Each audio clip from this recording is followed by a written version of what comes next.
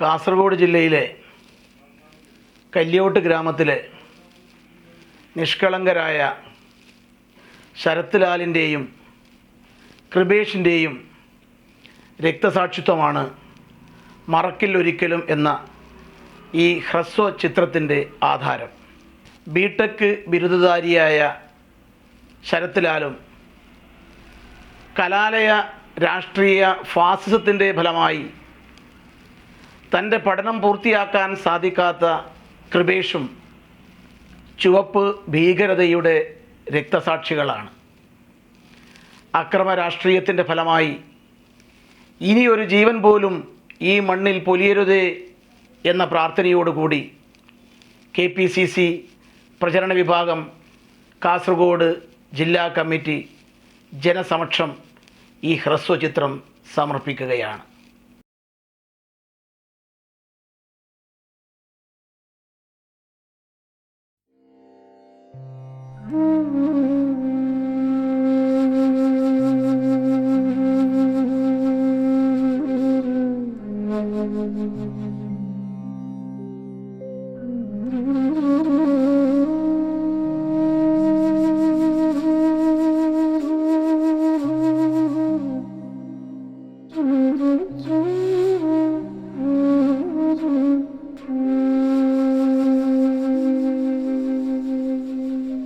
മറക്കില്ല നിങ്ങളെ ഞങ്ങൾ ഉயிருള്ള കാലങ്ങളോളം. മറക്കില്ല നിങ്ങളെ ഞങ്ങൾ ഉயிருള്ള കാലങ്ങളോളം. മനസ്സിൻ്റെ ഉള്ളിൽ നറും വെളിച്ചം പകരുന്ന പ്രിയ കൂട്ടുകാരായി, പ്രിയ കൂട്ടുകാരായി.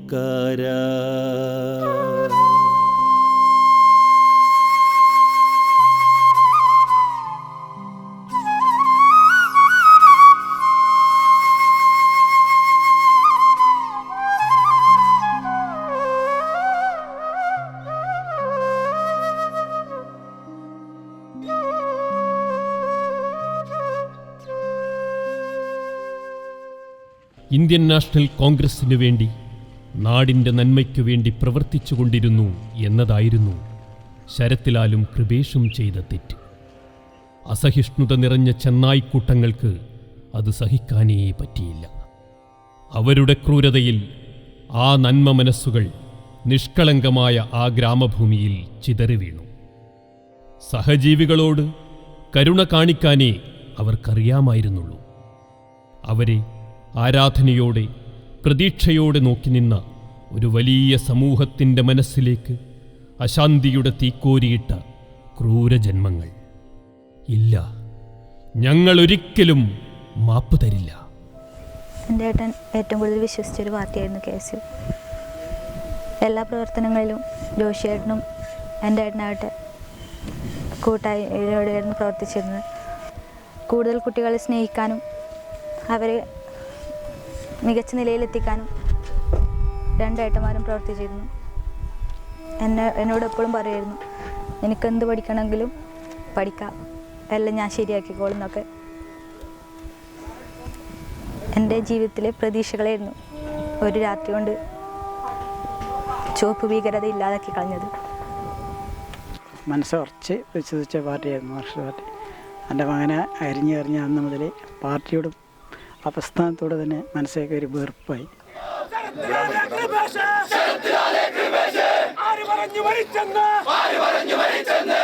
കോൺഗ്രസിനു വേണ്ടി പ്രവർത്തിക്കവേ ജീവൻ വെടിയേണ്ടി വന്ന ശരത് ലാലിനും കൃപേഷിനും അരിയിൽ ഷുക്കൂറിനും ഷുഹൈബിനും വേണ്ടി നമുക്ക് ചെയ്യാൻ കഴിയുന്ന ഏറ്റവും വലിയ കാര്യം അവരുടെ യഥാർത്ഥ കൊലയാളികളെ സമൂഹത്തിൻ്റെ മുന്നിൽ തുറന്നു കാട്ടുക എന്നതാണ്.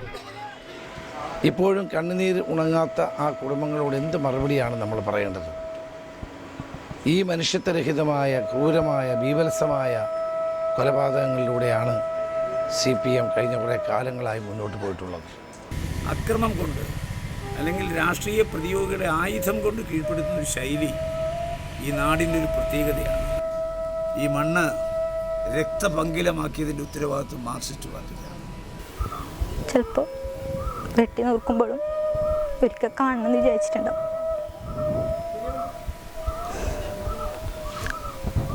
പത്തൊമ്പത് വയസ്സ് കൂടിയായിട്ടാണ് ഏട്ടൻ്റെ ഏറ്റവും വലിയ ആഗ്രഹമായിരുന്നു അവൻ വിശ്വസിക്കുന്ന പാർട്ടിക്ക് ഒരു വോട്ട് നൽകണമെന്നത്. കഴിഞ്ഞിട്ട്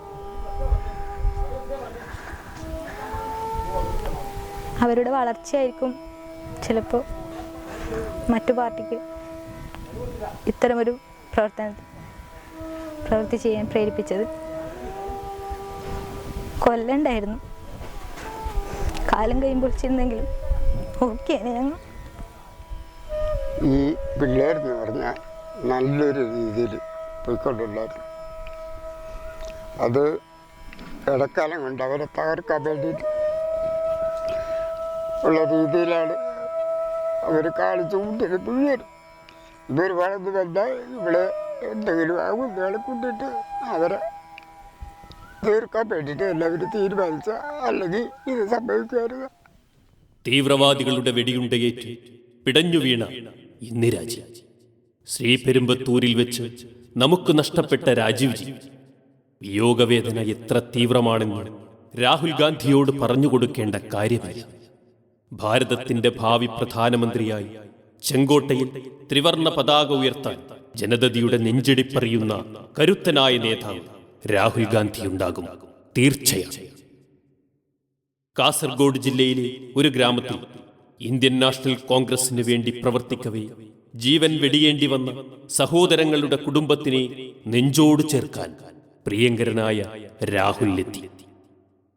ദൈന്യത നിറഞ്ഞ അവരുടെ കണ്ണുകളിൽ ഇത്തിരി ആശ്വാസത്തിന്റെ, പ്രതീക്ഷയുടെ തെളിനീരു പകരാൻ ആ സമാഗമത്തിന് സാധിച്ചു എന്നത് ചെറിയ കാര്യമല്ല. രാഹുൽജി ഇന്നിവിടെ എത്തിയതും പക്ഷെ അദ്ദേഹം ഉറപ്പ് തന്നിട്ടുണ്ട്. അതായത് ഈ നീചപ്രവൃത്തി ചെയ്തവരെ ഒരു നമുക്കിപ്പോൾ ഈ ജുഡീഷ്യൽ അന്വേഷണം കൊണ്ടോ അല്ലെങ്കിൽ ലോക്കൽ പോലീസിൻ്റെ അന്വേഷണം കൊണ്ടോ ഇത് കൃത്യമായ ഒരു ഈ കൊലയാളികളെ മൊത്തം പിടിക്കപ്പെടുമെന്നുള്ള ഒരു വിശ്വാസം നമുക്കിപ്പോഴും ഇല്ല. അത് കൃത്യമായി തന്നെ നടക്കണമെങ്കിൽ CBI അന്വേഷണം മാത്രമേ പറ്റൂ. കേരളം ആഗ്രഹിച്ച, ആ കുടുംബം ആഗ്രഹിച്ച ഒരു സ്വതന്ത്ര അന്വേഷണ ഏജൻസി, കേന്ദ്ര അന്വേഷണ ഏജൻസി അന്വേഷണം നടത്തിക്കൊണ്ട് പ്രതികളെ നിയമത്തിന് മുന്നിൽ കൊണ്ടുവരുന്നതുമായി ബന്ധപ്പെട്ട പ്രവർത്തനങ്ങളിൽ സംസ്ഥാന സർക്കാർ തയ്യാറാവണം. അതിനു വേണ്ടിയിട്ടുള്ള പോരാട്ടത്തിൽ കുടുംബത്തോടൊപ്പം പ്രിയപ്പെട്ട ഞങ്ങളെല്ലാവരും ഉണ്ടാകുമെന്ന് അവസരത്തിൽ അറിയിക്കുക. അക്രമഭീതിയില്ലാതെ, അവകാശങ്ങൾ നിഷേധിക്കപ്പെടാതെ സ്വതന്ത്രമായി ധൈര്യത്തോടെ ജീവിക്കാൻ സാധിക്കുന്നതിന് നമ്മുടെ സ്ഥാനാർത്ഥികൾ വിജയിച്ചേ പറ്റൂ. ഇപ്പോൾ വീട്ടിലിൻ്റെ അകത്തളങ്ങളിലിരിക്കുന്ന സ്ത്രീകൾ പോലും വാസ്തവത്തിൽ വളരെ വിഷമിച്ച ഒരു കൊലപാതകമാണത്. ഇന്ത്യൻ യൂത്ത് കോൺഗ്രസ് പ്രസ്ഥാനത്തിൻ്റെ പ്രവർത്തന മണ്ഡലത്തിലെ കാസർഗോഡ് ജില്ലയിലെ പൊൻതാരകങ്ങളായിരുന്നു ശരത് ലാലും കൃപേഷും. നിസ്വാർത്ഥമായ പൊതുപ്രവർത്തനം, അതായിരുന്നു ആ രണ്ട് സഹപ്രവർത്തകരുടെയും ലക്ഷ്യം.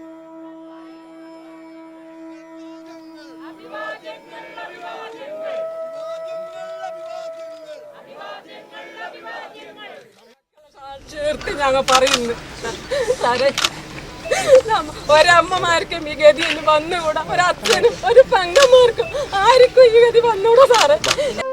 ഒരു നാടിൻ്റെ പ്രിയമറിഞ്ഞോരാ തുടിതാളമായോരാ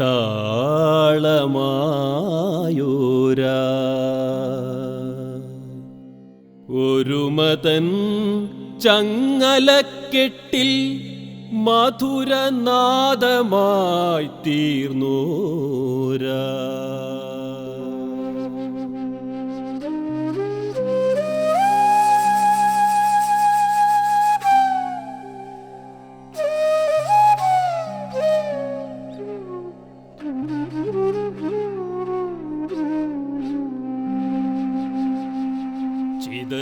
ചിതറിത്തെറിപ്പിച്ച പൈശാചികത്വമേ,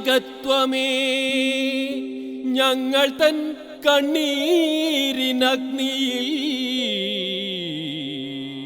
ചാമ്പലായി മാറിടും നിങ്ങൾ. ചിതറിത്തെറിപ്പിച്ച പൈശാചികത്വമേ, ഞങ്ങൾ തൻ കണ്ണീരിനഗ്നിയിൽ ചാമ്പലായി മാറിടും നിങ്ങൾ.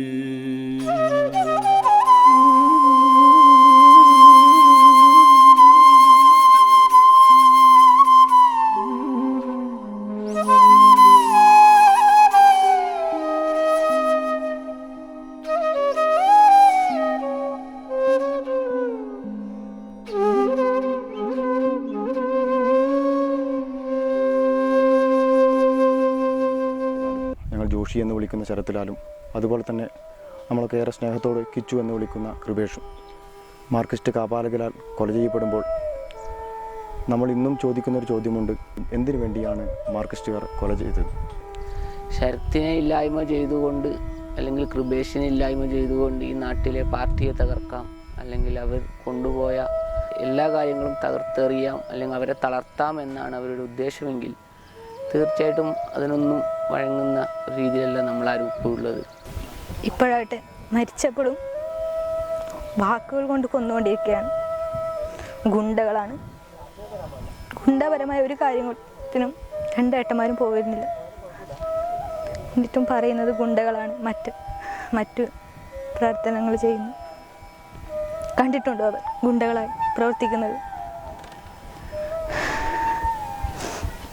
നീതി വരെ കിട്ടുക സാധ്യത കുറവാണിപ്പോൾ. എല്ലാം അവരുടെ ഇഷ്ടത്തിന് വിടുകയാണ്.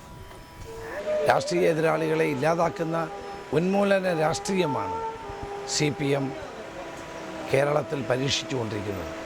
പ്രാകൃതമായ ഈ നടപടിക്കെതിരെ പൊതുസമൂഹം ഉണരണം, വികാരം ഉയരണം എന്നാണ് ഞാൻ അഭ്യർത്ഥിക്കാനുള്ളത്.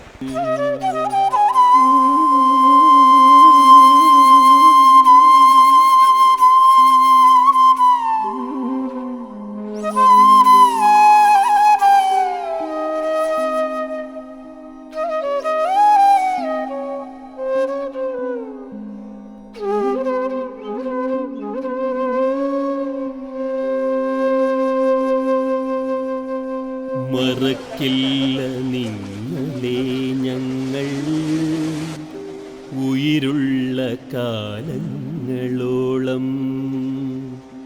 ദൂരെ ആകാശവീഥിയിൽ നിറമുള്ള നക്ഷത്രമായി നിങ്ങൾ നിൽപ്പൂ പ്രിയ കൂട്ടുകാരേ. ദൂരെ ആകാശവീഥിയിൽ നിറമുള്ള നക്ഷത്രമായി നിങ്ങൾ നിൽപ്പൂ പ്രിയ കൂട്ടുകാരേ.